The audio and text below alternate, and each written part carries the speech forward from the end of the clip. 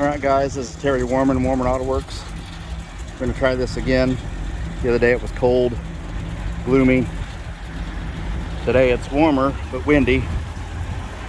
This 59 Chevy 4-door Bel-Air, my wife has decided to let go of. It was her play toy. And we're going to put this video because we've had a lot of people ask, and it's just easier to do this versus all the messages. The car runs good, but it's been sitting for at least 2 months or more. It's got a Flowmaster I think I put on a fresh single exhaust. Not that that matters, but it's got fresh exhaust on it. But I probably need to drive it a little bit, put some fresh gas in it, and it'd run a little better. We put so many miles on this car, just having fun, going to cruises, car shows, family functions. It's been down Route 66 a couple times for a jaunt. A few distance. Now we didn't go the whole length, of course. These wheels, by the way, are, I believe, 67 Corvette wheels. I think on the back they would show the right number for that. My neighbor at my shop is a Corvette fanatic, and they buy and sell vets. Anyway, let me shut this thing off so we can hear. And I got wind today too. Hopefully it's not too bad that this video doesn't work out. Let me shut this thing off.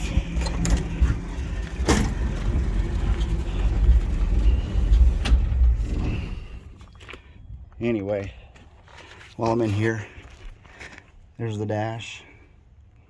Speedometer does work. The lights do work on the generator and oil. I think the gas gauge works. I'm trying to remember. Heater works very well. We've driven this thing a lot in the wintertime.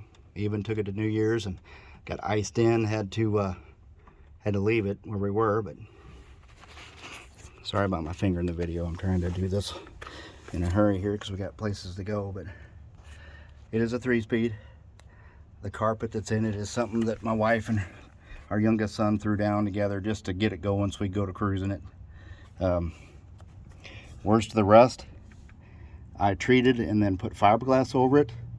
I had no time to put a floor pan on it or section just because we're so busy at the shop and we just want to play with it. We weren't trying to impress anybody. We just wanted to have fun. I don't know if I mentioned, but the door panels were lost in a storage unit fire. Our shop storage unit was caught fire due to the neighbor caught his on fire, which went to ours. So we lost a lot of car parts, a lot of pieces, and some of it were the panels for this. So unfortunately we don't have the panels. Let me see, there's a little rust there, no big deal. That black you see is some rattle can black that was on this when we got it, and my wife worked her butt off to scrub it off with a chemical and a mild Scotch-Brite, and it was all the way up to that chrome, and we took it off. Here's this rocker.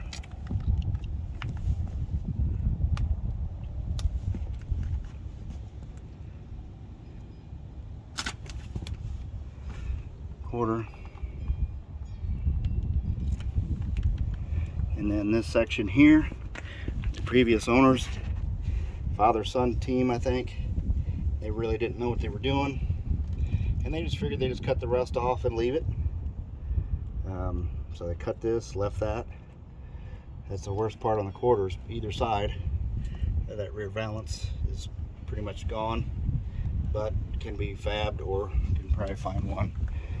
I know there's some guys out there have parts for these. Cool looking back half. Can't really beat these things for looks in the back.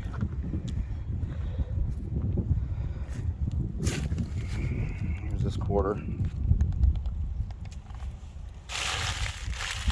Sorry about the noise. This one here is in really solid shape. Now this rocker here has some more rust in it showing, but it's external. It's not internal that I noticed. So just the outside of the rocker. I learned as a kid working at my dad's shop. I asked him why all the cars we got in had more rust in the right than the left. He said, well, because the salt runs to the edge of the road, and then these cars pick them up on that side. So that made sense to me.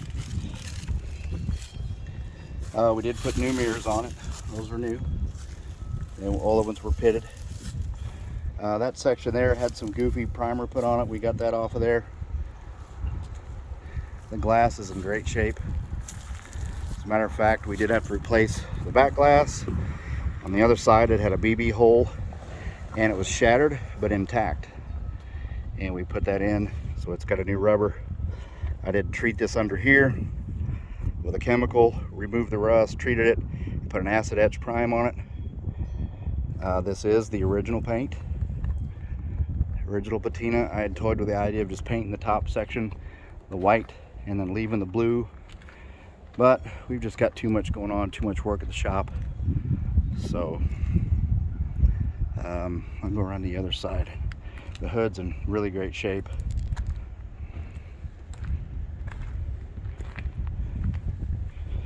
Front end, decent shape. Grill's pretty nice.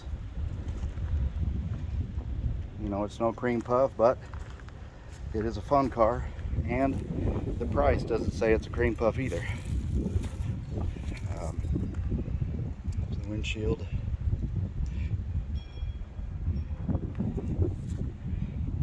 The other section of rust that was the worst inside was right up under here.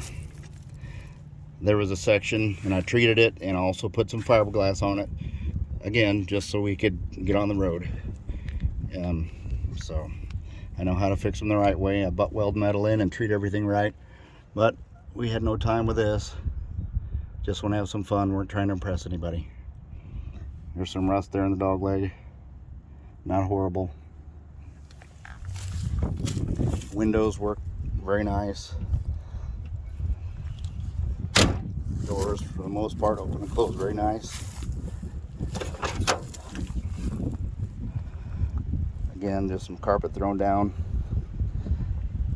to enjoy it. We had plans to play with it and do more, but we've got a few others we're messing with. The trunk is the same situation as that little tail piece here I told you about. When we got this thing, there was no trunk floor. You cut it out, but the tank was still suspended by the supports. So one of my technicians threw together a piece of metal and made a flat floor pan for us and sealed it up on either side real quick, just so we can enjoy it, drive it. Took it for a cruise. Here's my wife's bag I gave her for jumper cables and stuff in case she needs it while she's out running it. But it would need a trunk floor, and I'm sure a few other pieces in here. It's not a perfect car. These are hubcaps that we bought for it. It didn't have them when we got it. We do have the original 14-inch wheels though. This box here is kind of all we have left of trim screws for the interior, some armrests, the window crank springs, etc. So just made us sick that we lost a lot of stuff. This is not the only car we lost parts for. Let's see here. Key out of the damn thing. I'm gonna go up, open the hood for you.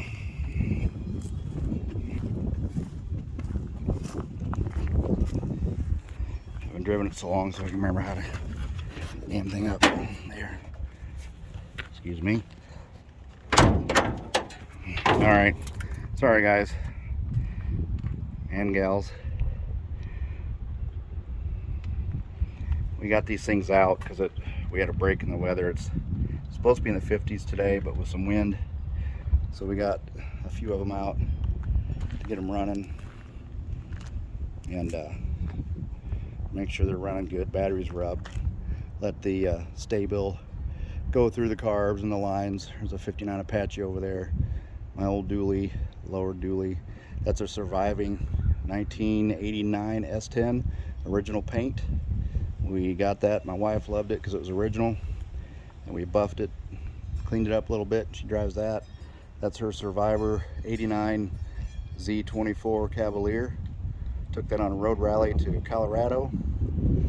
That's my 49 or 48 Chevy pickup, and my surviving 39 Chevy is our newest to the collection. Car has less than 20,000 actual miles. That paint is one paint job over original. But anyway, back to this thing. Here's under the hood.